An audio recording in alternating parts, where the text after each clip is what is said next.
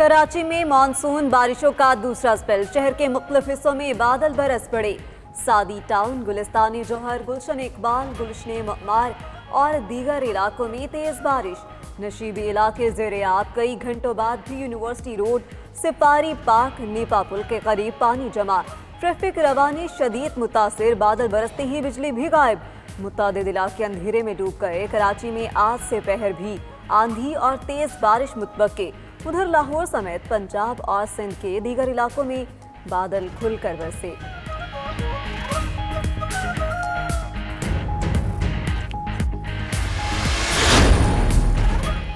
कराची में load shedding का मसला बरकरार। शहर के मुख्तलिफ इलाकों में 8 से 10 घंटे तक बिजली की बंदिश। हाफिज नईमुर रहमान का कहना है कि हुकूमत का अबराज ग्रुप से खुफिया मुआहिदा हो चुका कि इलेक्ट्रिक को शंघाई इलेक्ट्रिक को बेचा जा रहा है।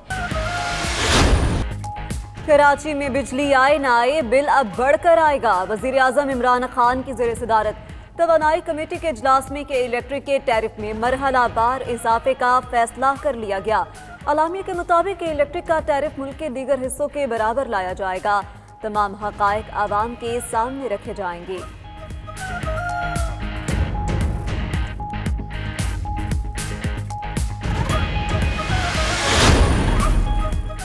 कराची में तवील लोड शेडिंग, ओवर बिलिंग और के इलेक्ट्रिक के खिलाफ अवामी शिकायत। चेयरमैन नैब ने नोटिस ले लिया। मुआहिदे की पासदारी न करने के इल्जाम में नैब कराची को के इलेक्ट्रिक के खिलाफ तहकीकात का हुक्म। इंक्वायरी 3 माह में मुकम्मल करने की हिदायत कर दी। के इलेक्ट्रिक पर अवाम से अरबों रुपए हथियाने का इल्जाम है।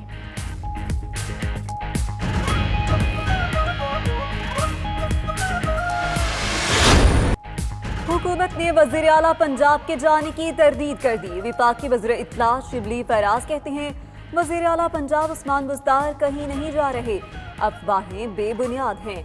वज़ीर इत्तला पंजाब फयाजुल हसन चौहान ने कहा वज़ीर आज़म 100% उस्मान बुज़दार के साथ हैं। जब तक वज़ीर आला को इमरान खान की आशीर्वाद हासिल है उन्हें कुछ नहीं होगा।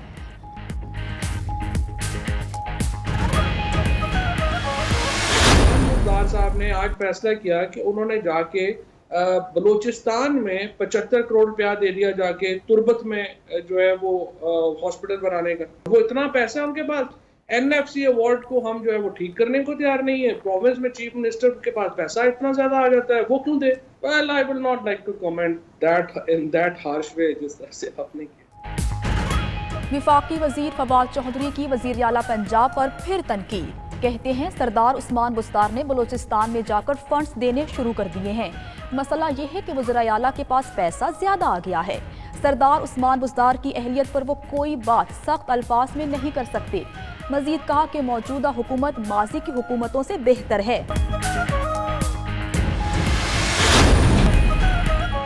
अतालवी सफीर की chief of army staff general Qamar Javed Bajwa से मुलाकात। ISPR के मुताबिक मुलाकात में 2 तरफा ताल्लुकात, बाहमी दिलचस्पी के उमूर और इलाकाई सिक्योरिटी सूरत हाल पर तबादला ख्याल किया गया। तालवी सफीर ने तिब्बी मुआवनत और इलाकाई अमन में पाकिस्तान के किरदार को सराहा।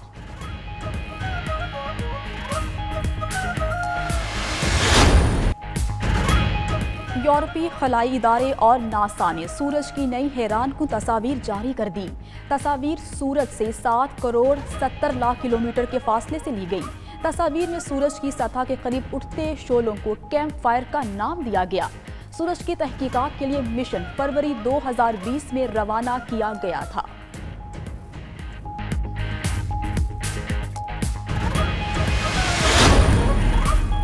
उम्र 103 साल, फिर भी जज्बा बेमिसाल। अमरीकी मॉमर शख्स ने 14,000 फुट की बुलंदी से छलांग लगाकर देखने वालों को हैरान कर दिया। अभिलाषा की दुनिया की मॉमर तरीन स्काई डाइवर बन गई। नाम Guinness book of world record में दर्ज करवा लिया।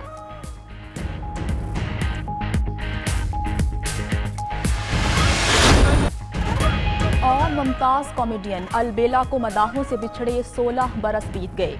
अलबेला ने स्टेज और फिल्म के जरिए तवील अरसा लोगों में खुशियां बांटी।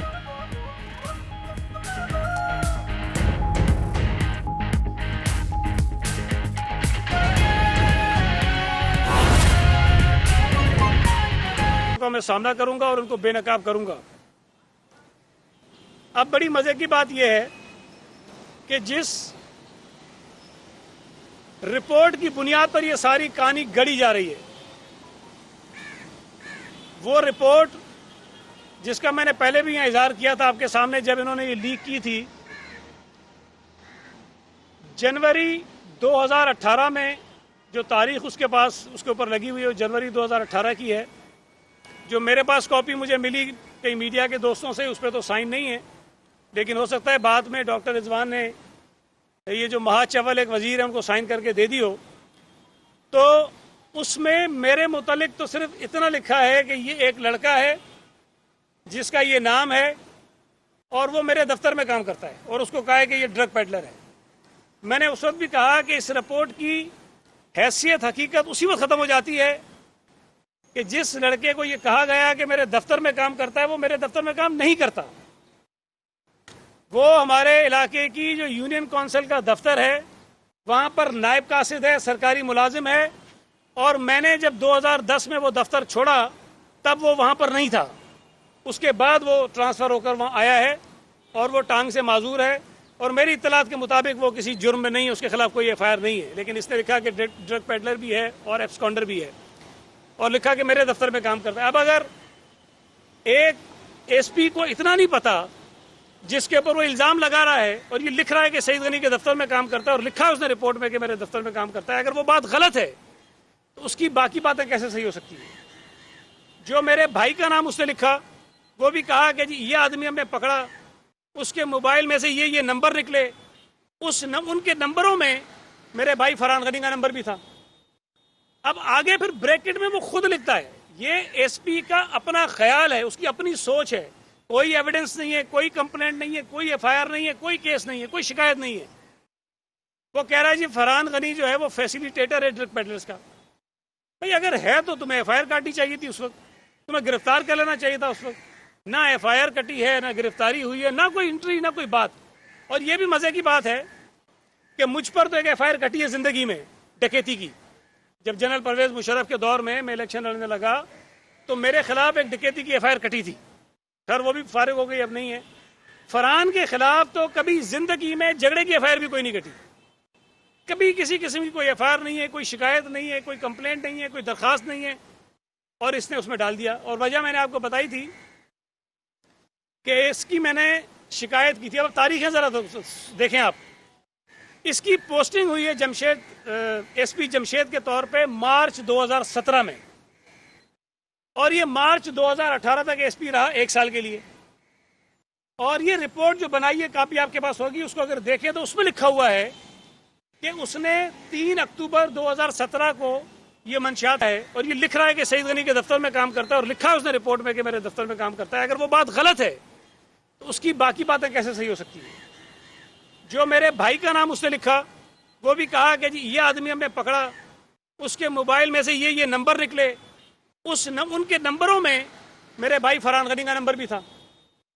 अब आगे फिर ब्रैकेट में वो खुद लिखता है, ये एसपी का अपना ख्याल है, उसकी अपनी सोच है, कोई एविडेंस नहीं है, कोई कंप्लेंट नहीं है, कोई एफआईआर नहीं है, कोई केस नहीं है, कोई शिकायत नहीं है। वो कह रहा है जी फरहान गनी जो है वो फैसिलिटेटर है ड्रग पेडलर्स का। भाई अगर है तो तुम्हें एफआईआर काटनी चाहिए थी उस वक्त, तुम्हें गिरफ्तार कर लेना चाहिए था उस वक्त।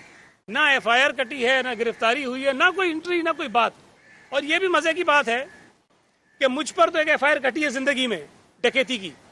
जब जनरल परवेज मुशर्रफ के दौर में मैं इलेक्शन लड़ने लगा तो मेरे खिलाफ एक डकैती की एफआईआर कटी थी, खैर वो भी फारिग हो गई, अब नहीं है। फरहान के खिलाफ तो कभी जिंदगी में झगड़े की एफआईआर भी कोई नहीं कटी, कभी किसी किस्म की कोई एफआईआर नहीं है, कोई शिकायत नहीं है, कोई कंप्लेंट नहीं है, कोई दरखास्त नहीं है, और इसने उसमें डाल दिया। और वजह मैंने आपको बताई थी कि इसकी मैंने शिकायत की थी। अब तारीखें ज़रा देखें आप। इसकी पोस्टिंग हुई है जमशेद, एसपी जमशेद के तौर पे मार्च 2017 में, और ये मार्च 2018 तक एसपी रहा 1 साल के लिए। और ये रिपोर्ट जो बनाई है, कापी आपके पास होगी, उसको अगर देखें तो उसमें लिखा हुआ है कि उसने 3 अक्टूबर 2017 को ये मंशियात की पोस्टिंग हुई है जमशेद, एसपी जमशेद के तौर पे मार्च 2017 में, और ये मार्च 2018 तक एसपी रहा 1 साल के लिए। और ये रिपोर्ट जो बनाई है, कापी आपके पास होगी, उसको अगर देखें तो उसमें लिखा हुआ है कि उसने 3 अक्टूबर 2017 को ये मंशियात